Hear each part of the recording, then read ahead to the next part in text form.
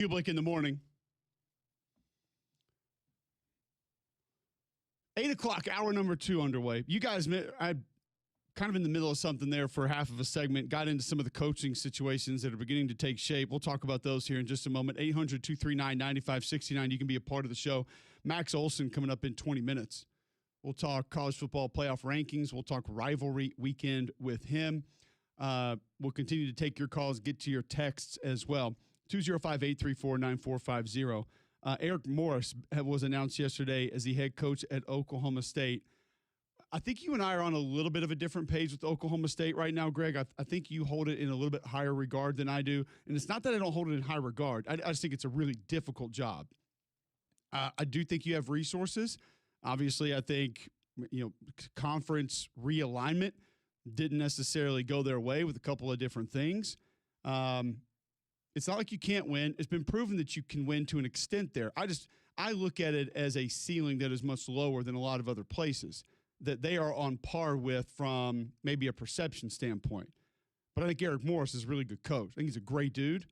I love talking football with him, love being around him. I think it's a great get for them.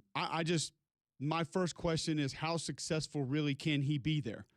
And I think maybe winning 8 or 9 a year for 4 or 5 years would be incredible for him, and I'm not sure that the general college football public is going to see it that way. I think there's a lot of upward mobility in the Big 12. I think they are on par with everybody in the Big 12 from an NIL and a resources standpoint, with the exception of BYU and Texas Tech. Those two are a bit in a league of their own when it comes to where financially they stand. After them, it's Oklahoma State. After Oklahoma State, it's some blend of TCU and kind of a handful of others. But the top three are there's a little gap there between the rest of them. Arizona State's in that mix too, kind of middle tier to upper tier Big 12.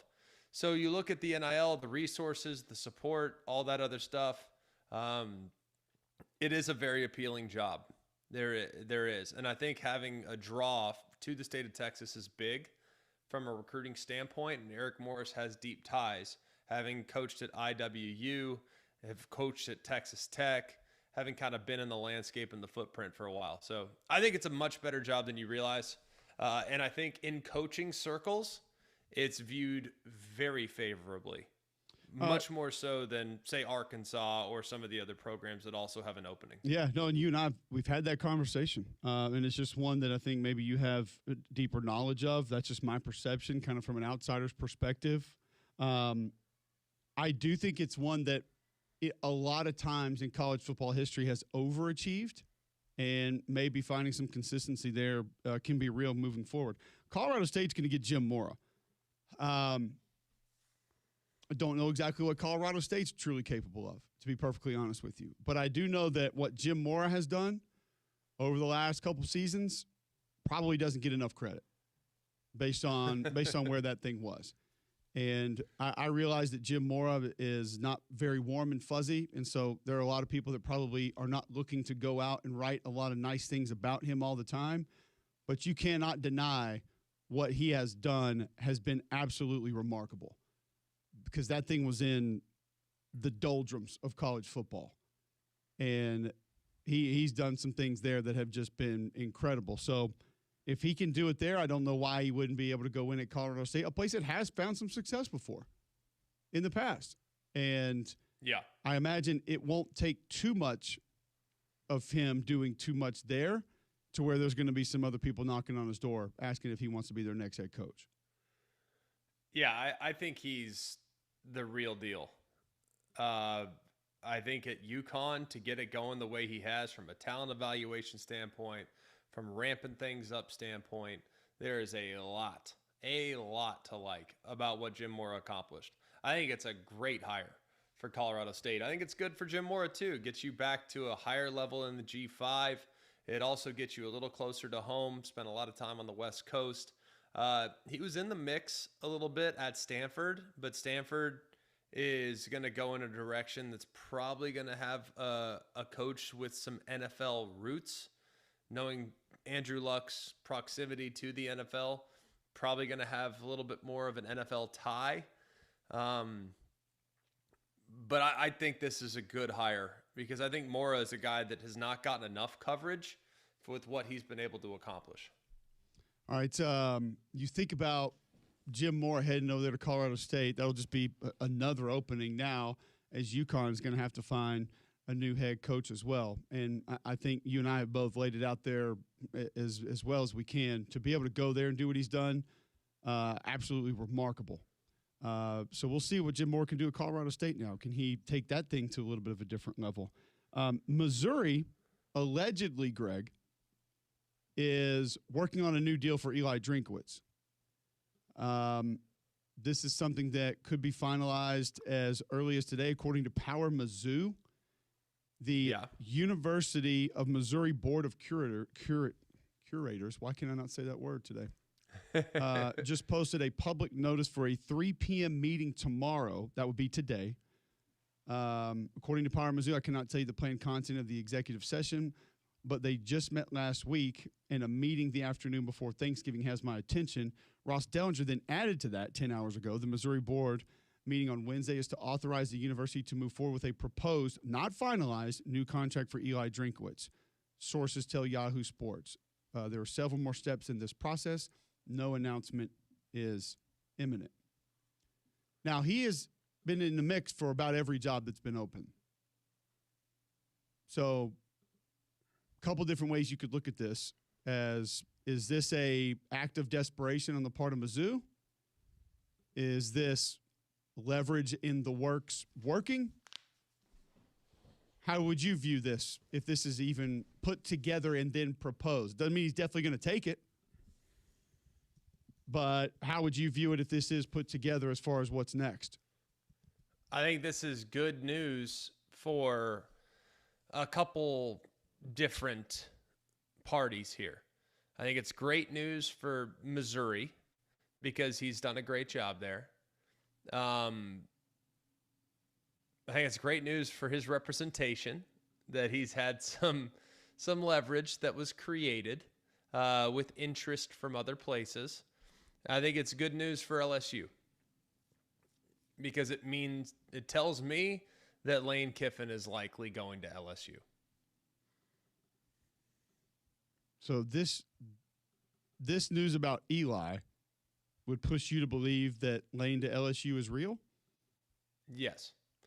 Because I think LSU's focus was on two candidates, Eli and Lane. And if they got Lane, if they didn't get Lane, they would go to Eli. And it sounds like maybe LSU has gotten Lane, or they have some type of indication that that's where that is heading. What about the fact that Eli has been mentioned for Florida? He's been mentioned for Auburn. He's been mentioned for Penn State.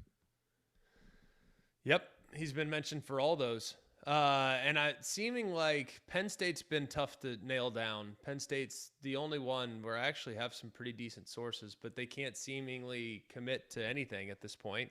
Everything's on the table. Terry Smith's getting a formal interview this week. He's their interim coach. I do think so basically what I was told with Penn State, with James Franklin taking the Virginia Tech job, they need to have either a head coach or a guy that has, or a staff that has tremendous inroads into the Virginia Beach area, the Hampton Roads area, the DMV area, because that's where traditionally, historically, you look at what Penn State has really succeeded with when some of their best players come from that part of the country. And James Franklin now going to Virginia Tech is going to try to lock that down for Virginia Tech. So Penn State's going to have to counter with either a head coach or a couple members of the staff that really have inroads to that location. I don't think Eli has those. And I think that's part of what made him a bit of a prohibitive candidate at Penn State. Doesn't mean he can't still get it. It just would require him adjusting his staff to be able to accommodate that region. And I don't think Eli's going to want to do that because he's got a really good staff. So I think they've been able to create enough leverage to warrant a new deal.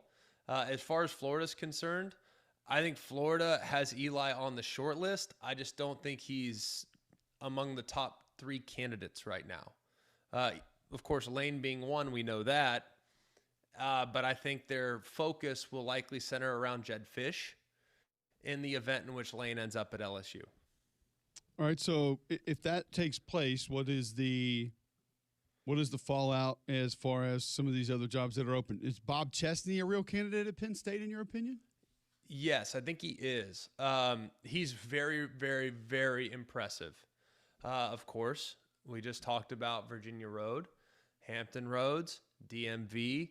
Bob Chesney's recruited that area in the past, and I think Bob Chesney has a little less clout at the Power 4 level, so would be a little more willing to accommodate members of the staff and adjust members of the staff to get inroads into that region.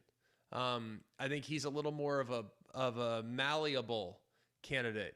So he's not going to come in saying, this is the way I do things, this is the way we're doing it, we're going to do it my way or the highway. I think Chesney's going to be a little more willing to be adaptable. And I also think he's a great coach. That guy's done more with less for a really long time. Yep. He was really, really well respected, and I know this well because he was vetted heavily for a couple jobs a couple years ago. So I started paying attention to him, and he is very well respected. Granted, those jobs were in the ACC, and there's a bunch of people that were pushing him at certain jobs in the ACC, and it just never materialized. And now it's like, man, how great for Penn State that a guy like this is now available when he hasn't been locked down at a previous destination. So I think he's a great, great candidate and would do a great job. I really believe that. He's got some Signetti vibes, kind of a tinker, kind of a Moneyball approach. UCLA was hot in pursuit. It sounds like things have cooled there, not because UCLA's wanted them to cool, but because other opportunities have opened up to Chesney that are more desirable. So that's been helpful. But UCLA was all in on him, and now it sounds like he's not returning UCLA's calls, which means he must have some other options available. Okay, so here's the difficult part in this. If the pieces of the puzzle you just put together are accurate, and I do think that most people believe that they are, and Lane Kiffin is going to LSU, then the fallout begins. Then that's the first domino to drop. So we'll start with this. Ole Miss, where does Keith Carter go? Gosh,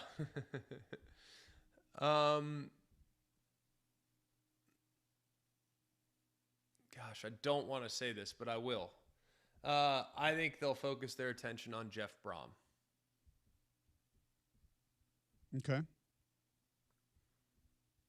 Do you think they can get him? Yes, I do. I think it'll be hard. I don't think it's a guarantee. Jeff Brom currently has an extension sitting on his desk. You know what I mean? So I think that Jeff Brom, but here's why I think Jeff Brom makes sense. One, offensive guy, right? They've had success there. Tell me the difference, in your opinion, between Jeff Brom and Lane Kiffin, outside of Lane Kiffin having coached in the SEC. Talking about how they run a program, what they do to win games. Tell me what the difference is between the two. You just said something that you didn't want to say, so I'll say something that I don't want to say, and it's not going to come off the way that it sounds to a lot of people, but plain and simple, attractiveness. And that has nothing to do with physical appearance. Lane Kiffin is attractive to players right now. I don't believe Jeff Brom is as or anywhere near as attractive as Lane Kiffin. And that is from a media perspective, a social media perspective, a system perspective, and it shouldn't be that, Greg. I'm not saying that that's accurate. I'm just telling you what I believe the perception is at a lot of places for a lot of people. That when the outside world's looking in, I think Lane Kiffin is on a completely different level. And it should not be that way. It shouldn't. I'm not saying that that's fair or that's right. But if you're asking what the difference is, I think that's it. And I'll be honest with you, I think Jeff Brom is 100% okay with that. Because I don't think he gives a single rip, number one, what people think about him, and definitely don't think he cares how many people like him. If that's the case, would Ole Miss then turn to Summerall? Because I feel like that's someone that would be attractive. He would be up there.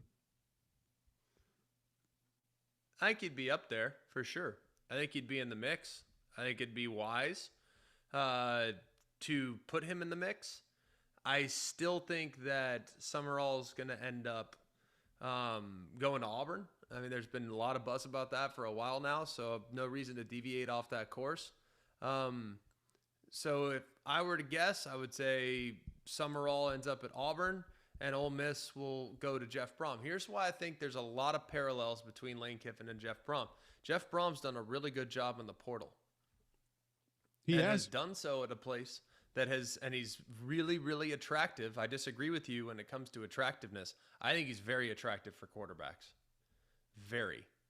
And Miller Moss, everybody wanted Miller Moss, by the way. A lot of teams were in pursuit of Miller Moss. And where did he go?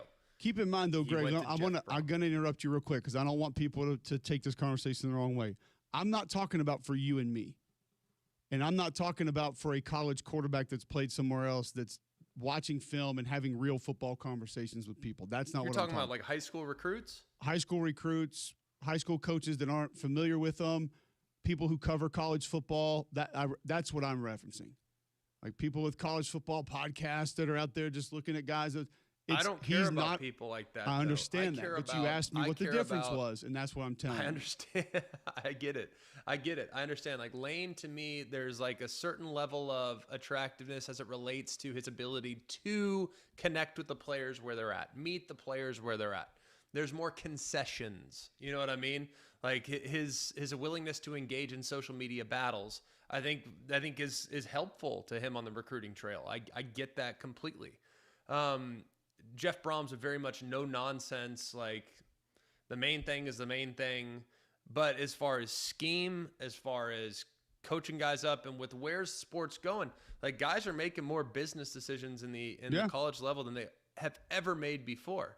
So they've gone to Louisville. And I think if you look at their transfer portal and Lane's transfer portal, for example, let's look at Ole Miss's recruiting class ranking for this upcoming year. They're number 20. Which is very good. That's according to 247. That's the fastest place I've pulled it up. They're number 20, which is very good. But it's not outrageous. Like a lot of their damage has been done in the portal in many cases. So Brom, comparable to Ole Miss, a lot of his damage has been done in the portal. They've been able to attract really high-level transfer portal players, and they've carved out a pretty dang good niche for themselves.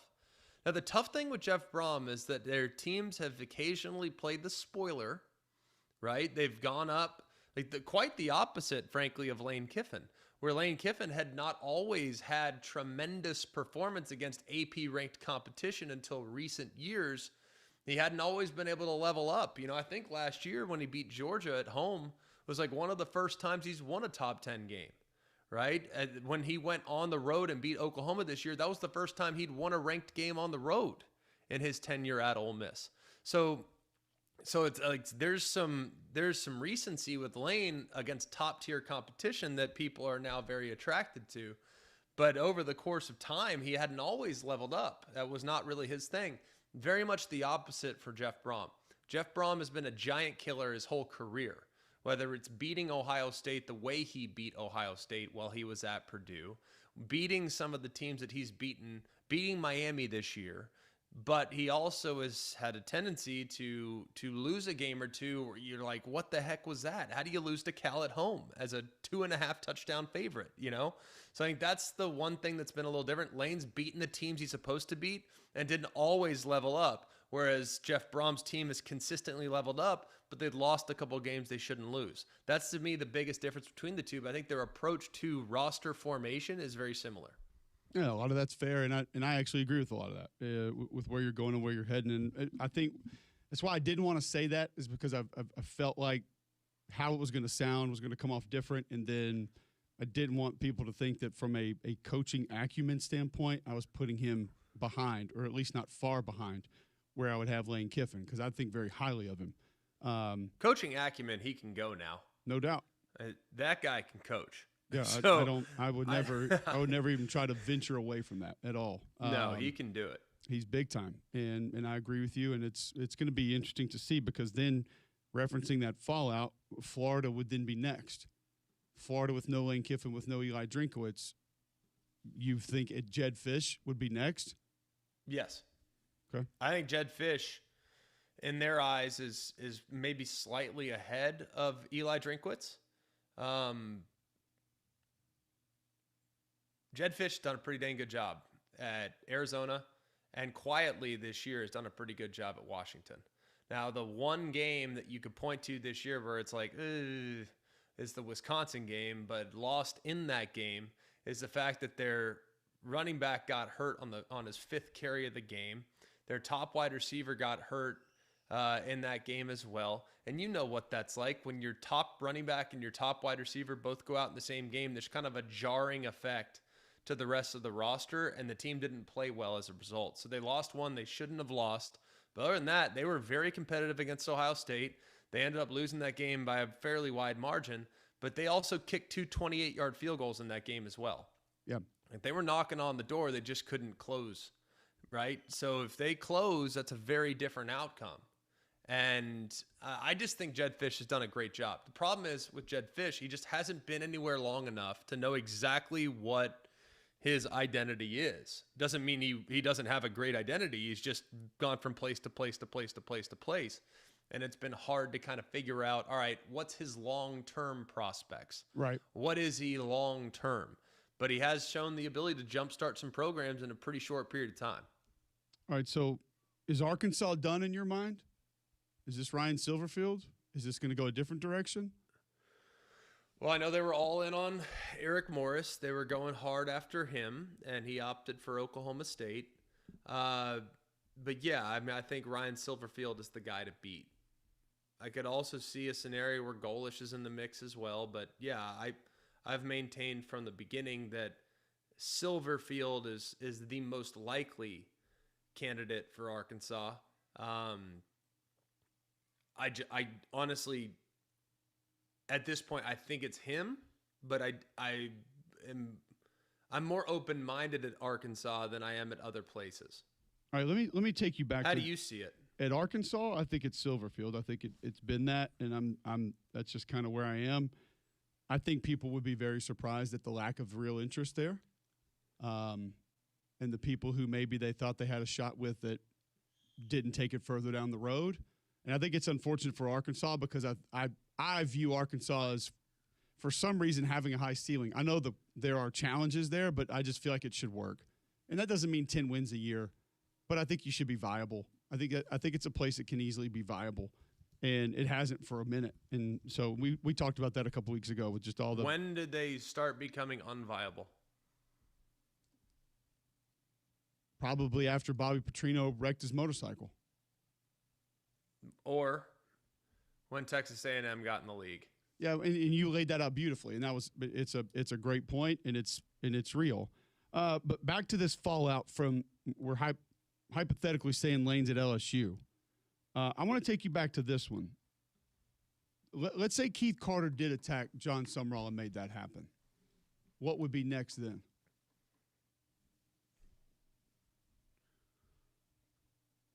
Wait, what would be next for Auburn?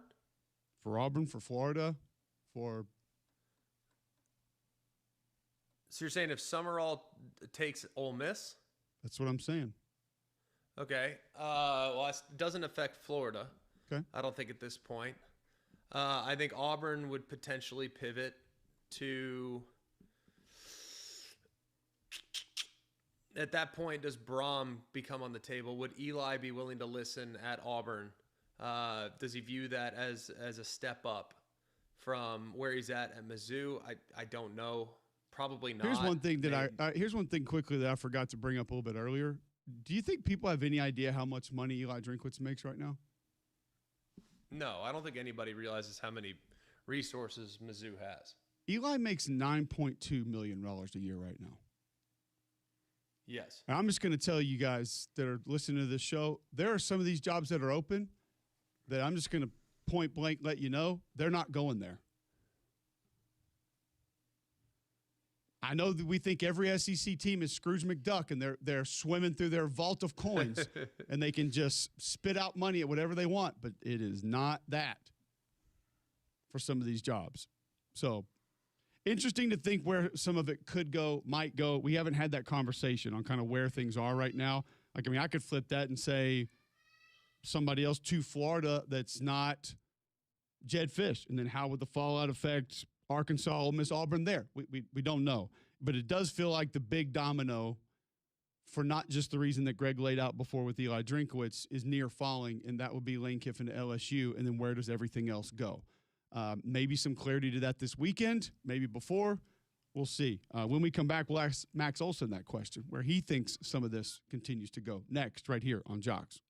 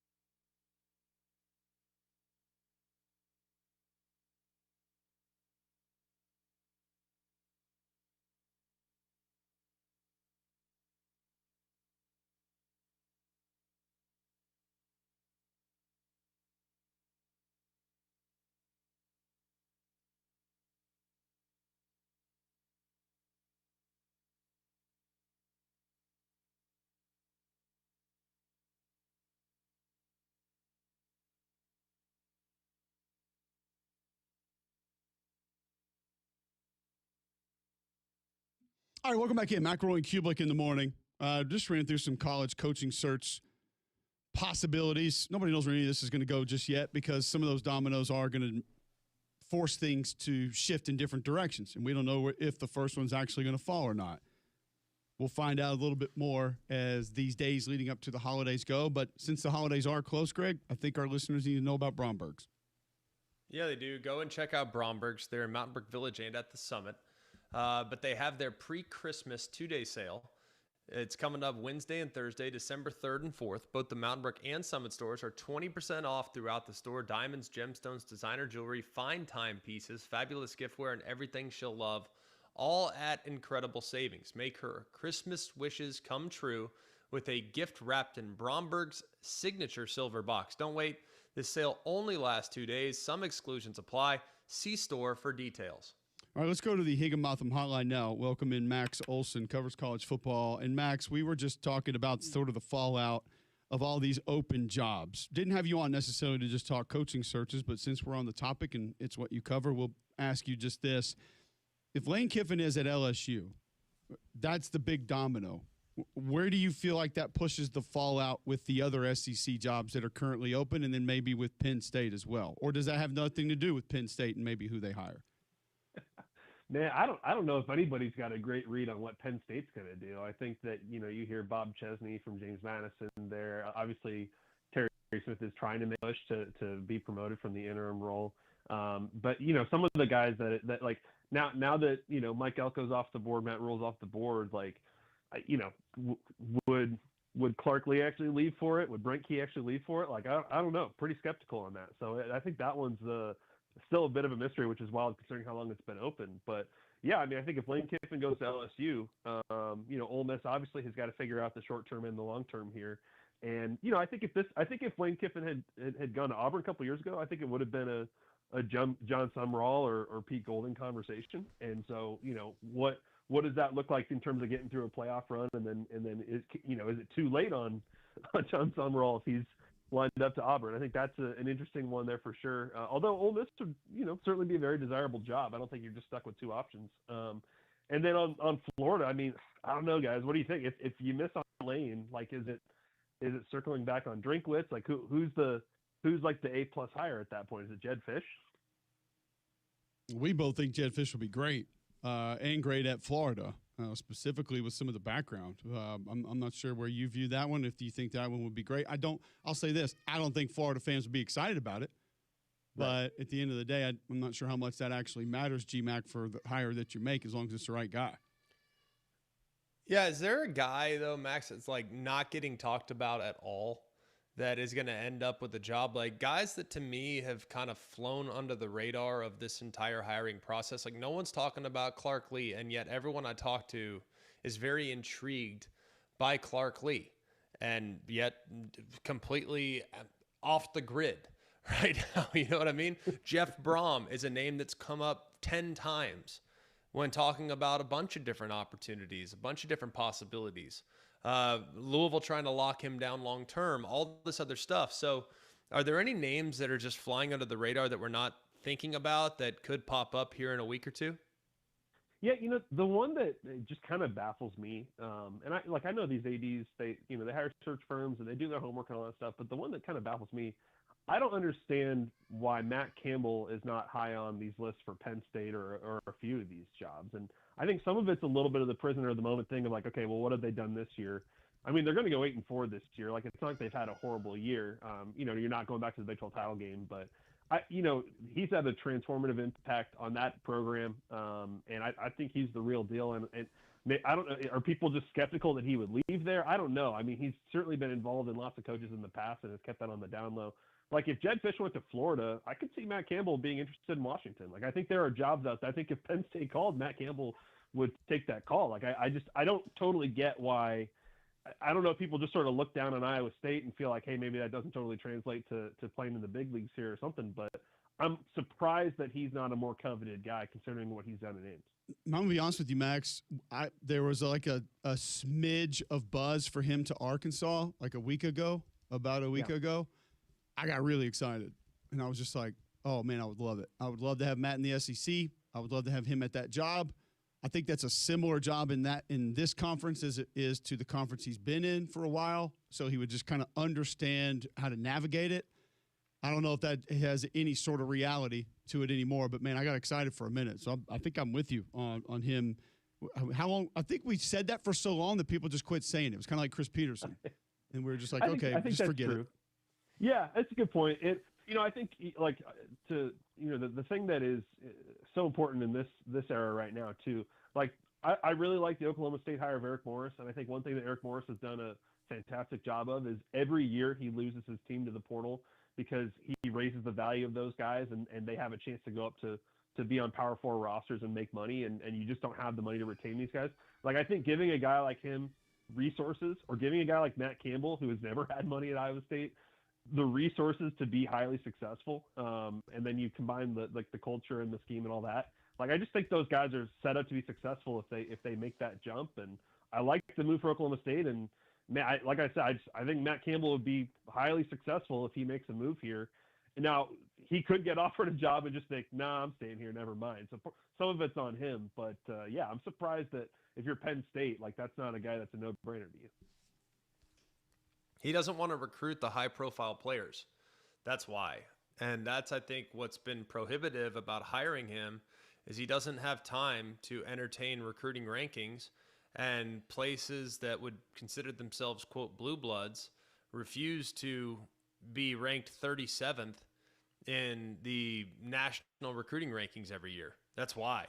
And I get it, I guess, but I also think it's a bit short-sighted because that guy clearly knows what he's doing and has won a lot of games at a place that traditionally has not won a lot of games. What do you make of a guy like Kalani Sitake, whose name has come up a little bit? I don't see him ever leaving BYU, but there are people that think he would listen if the right job came a-calling. So is he a guy that you think would potentially be an under-the-radar candidate at some point? Yeah, I'd be surprised. I think some of these guys, Kalani Sitake and Kenny Dillingham and a few others, like, I kind of take them at their word if they say, "Hey, man, this is the perfect job for me." Like, it would take, I imagine for Kalani Sitake, he's never really totally thought about, what some different dream job is out there other than the one he's got. So, I don't like. I think ADs would be smart to take a look at what he's done there. And again, another one where you're like, you watched them this season and last season, and it's like, it's not like they're loaded with first-round picks here. They've just got, great offensive and defensive lines, incredible culture, great assistance, and a plan of attack every week. And yeah, I mean, I think he does a really impressive job of doing more with less there. And that's not to knock him. It's just in terms of maximizing talent, he's done an amazing job here these last 2 years, and he should get looks for this kind of stuff. But I don't think he's somebody who's really all that intrigued by going elsewhere. Max Olson joining us on the Higginbotham Hotline, talking college football. Where will your eyes be most this weekend? Where will your attention spend the most time as far as rivalry game? Where's the most intrigue for you this weekend, Max? Man, shoot, probably Texas A&M and Texas. I think that's one that I got a chance to cover that game last year in College Station, and that was just an insane atmosphere. And to finally have that rivalry back and the tension of that for all 60 minutes or 3 hours, it was pretty special. And, the stakes on this one are pretty wild. Texas is going to need so much. If they were to beat A&M in convincing fashion, they would still need so much help and a bunch of upsets to even be back in the playoff conversation. But that would be quite a statement if they were able to get over on this undefeated number 3 ranked team. I think that's a big one. Obviously, Ohio State and Michigan. I think we're all intrigued by just, could Michigan possibly actually do it again? And then certainly Alabama Auburn. I think that's just going to be a wild game, and I would expect Alabama to take care of business, but I think you also expect a little bit of craziness with that one. Is there a game that you think is a lot of people feel very comfortable saying this team's going to win, and yet it wouldn't surprise you at all if the other team pulls it out? You just referenced a few: Auburn, Alabama, Texas A&M, Michigan. Can they potentially do it for the 5th time in a row? What do you think? Which team do you think needs to be the most careful this weekend that's a favorite on the road? Well, I think Miami's got to be pretty careful with Pitt, and I think that's one that they're a 6.5-point favorite, I believe. And we saw Pitt, when they went head to head with Notre Dame, could not keep up with them, but super impressive what they did last week. And I know Miami feels like they're being totally like mistreated by the committee here with their situation relative to Notre Dame, and I think there's a pretty fair argument for that. But that's certainly a trap that you got to be really careful with. I've been so impressed by Mason Heinzel and the way they've turned things around on offense since he became the starter. And then I don't know, guys. Friday morning, Ole Miss, Mississippi State. I think a lot of eyeballs are going to be on that one, and the 7.5-point favorite there. And if they are locked in to handle their business. You think there might be some intrigue there, some questions floating around? What's going on with that one? I think a few people are going to be watching that game. Yeah, I think the national attention might not be on Utah, Kansas. I think it might be on that one at 11 a.m. Yeah, it's going to be wild. I would be pretty shocked if Mississippi State won that game, but certainly we've seen them go toe to toe with legit teams in this conference this year, so I wouldn't put it past them. All right, so one of the main reasons I wanted to have you on is this article that you have out. You're focused a little bit past that. At 12:01 on January the 2nd, the transfer portal is going to open. We have had some portal windows open with no warning that have been legitimate floodgates kicked down. We have had massive warnings for some portal openings in which we just sat there on our hands and waited for the big entries that never happened. What are you hearing about this transfer portal cycle and what it might be like when it opens? Yeah, I think it's going to be messier than ever, and I think there's a bunch of reasons for that. I think the coaching carousel plays into that, and the fact that, schools are trying to hire coaches that can do what Curt Cignetti did and bring a dozen guys with them. So I think you're going to see a lot of rosters get poached and fall apart as part of the coaching carousel. I think the fact that they've eliminated the spring transfer portal has puts just so much pressure on teams to get this right in January. They got one chance to build their roster for 26. And, there's no waiver wire down the road here, as you heard Eli Drinkwitz talk about yesterday. So I think that what that is set up is that, there's a lot of pre-portal stuff that's going on. And that's like, you could say that's the case every year. But this stuff, guys, started in September and October. I mean, GMs were already talking to agents and lining up, hey, we want to get this guy. What would it cost? Let's get this done. There's going to be just hundreds and hundreds of silent commitments in December from guys that aren't even going to take an OV. They're going to be locked into the school they're going to in January. And I think, honestly, you have to. If it were my kid, I would probably advise the same, because these schools need you on campus by January 5th or January 12th. And so you have to get this stuff figured out. You can't go take 5 visits and then make a decision. I think the timeline on this is so sped up that you're just going to see a lot of illegal stuff happening in December and a lot of stuff going on behind the scenes, because schools have to kind of line up these commit lists well before they get these guys on campus. And so, the tampering is ridiculous right now. And I think part of it is just these guys are up by agents. And so the GMs just deal directly with the agents and get this stuff worked out. And, then you take the money aspect of it too, and the fact that everybody's looking for raises and can go back in the portal if they want to. And so it's going to be a pretty wild time here in December, January. I don't think there's any doubt, Max. It's and I wonder too, with the mindset being, hey, you may only have one shot at this. Does that at least push a lot more players to feel it out? And just because we hear these stories, I mean, I had LSU Western Kentucky last week.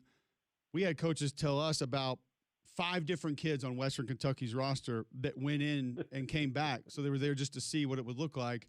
I'm wondering if that number increases by 3-4 times what it normally would be, just because they know they're not going to have that later window, and they better feel it out now. Absolutely. I think you're dead on with that. And I think part of it is just, look, we're signing these rev share agreements between the school and the athlete, but we all know these are not binding contracts, and that, the agent is going to come back to you and say, hey, it's time to renegotiate this, no matter what the performance was in 25. And so, threatening to go in the portal or actually entering your name in the portal is like the leverage you've got, and it's kind of unlimited leverage against these coaches. And so, you're going to have, you saw a few examples last year of like really prominent SEC freshmen, like say they were going in the portal, but that was just a kind of a ploy to get a better deal for next year. I think we're going to see a ton of that. I think we're going to, and that's just going to be the prudent thing to do, because the challenge for these schools in terms of retaining their talent, whether it's your great players or your young players that you're excited about, it's just that there's always another school out there that can pay them a lot more. And so that's the leverage that the agents have. And so you're going to have guys that put their names in just to kind of explore it and maybe don't totally want to leave. But at the same time, with the way this works right now, you don't even have to put your name in the portal. Like, you can go line up your next school without actually going through that stuff if you've got an agent and the agent's well connected. And so, 100%, Cole. You're going to have a ton of guys just exploring moves, just as kind of a way to get a better deal for next year. And some schools may call the bluff and say, wow, okay, Good luck to you. Go take that deal. Max, thanks for the time, man. Really appreciate it. Great stuff as always. And this portal window is going to be incredible. Probably not as incredible as Rivalry Weekend, but we'll send folks to your work where they can go find it there at ESPN.com. Thanks for joining us. Thanks, guys. Max Olson of ESPN.com on the Higginbotham hotline at Max_Olson. You can follow him on Twitter. More college football conversation. Get to your feedback, your tweets, your calls, 800-239-9569. You want to get in on anything college football related. Next, right here on Jocks.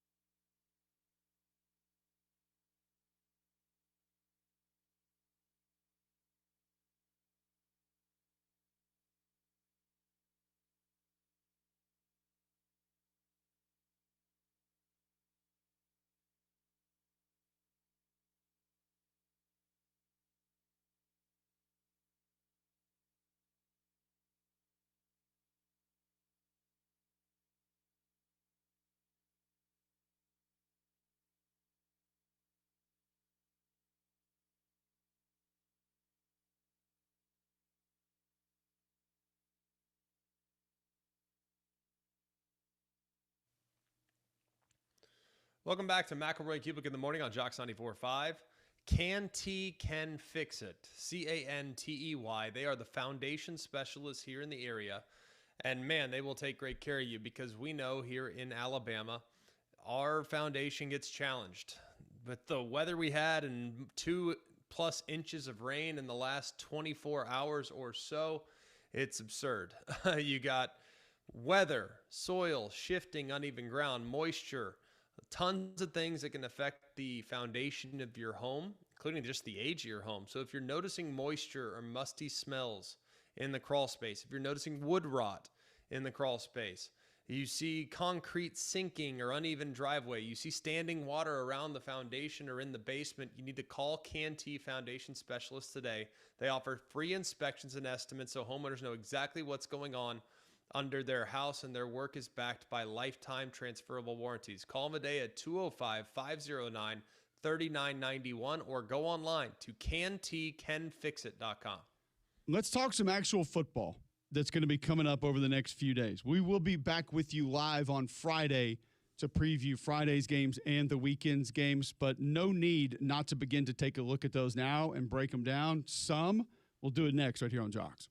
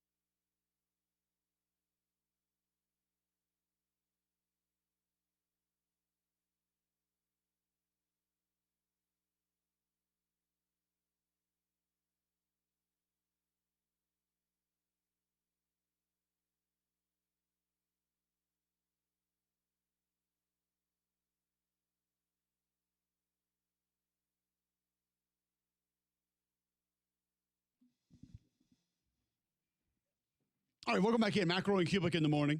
It is Wednesday, November 26th, 8:53 right here on Jocks. I'll tell you this. Bart has been very patient. He wants to talk college football. Bart, welcome in on the Higginbotham Hotline. How are you today? Fellas, how we doing? Doing great. Very cool. Happy early Thanksgiving to you guys. Happy Thanksgiving. Same to you, buddy. All right. So I've been struggling. The sport that I grew up watching, it's dying. I feel like it's almost dead. The whole NIL, the college football committee, I don't understand. There's no consistency. Would you say I'm going to play devil's advocate with you here, Bart, because there's going to be a lot of this that I agree with, but was there consistency with AP voting in the 80s or 90s, or coaches poll voting? Oh, I mean, I ain't that old, man. Hold on a second. Like that ended in. I mean, that lost its relevance in what, like 2000? Well, so let's say 2005 was probably when I first really started understanding, paying attention to college football. Would you say there was consistency with a 4-team playoff or the BCS? I mean, the BCS was all calculations, right? I mean, it was computer generated. Now we just have opinion based. I mean, you just have, 10 people sitting in a room discussing, oh, they look good, they look great, they look bad. But did you like the computers voting for teams? Well, see, there's no real right answer to this. I mean, I don't have the correct answer. The BCS was flawed, sure, but having people just sit around in a room giving their opinion, like I don't know the answer, but I want to see consistency with how they treat certain things. If I'm an Ole Miss fan right now, I would be livid. Like, there's no reason for Oregon to move up a spot when we're on a bye week because they beat USC, which is their most impressive win of the year. I don't get it, But you also didn't penalize Ole Miss for barely beating Washington State. Like, they've had a couple close calls. They're not a flawless outfit. So I think things corrected over the course of 13 games, 13 weeks. Oregon barely beat Iowa. They weren't penalized for it. No, they weren't. But Iowa's good. Washington State is not. That's the difference. So I think when you look at it, like, over the course of time, you get 13, 14 weeks, things kind of average around where they're supposed to average around. So I wouldn't worry too much week to week about the rankings. I really wouldn't. Just be good and consistent over time and you'll be fine. Appreciate the call, Bart. 800-239-9569. You guys want to get in. We'll take more calls throughout the course of the show. But the coach, Wim Sanderson, a day early, talks Thanksgiving with us next.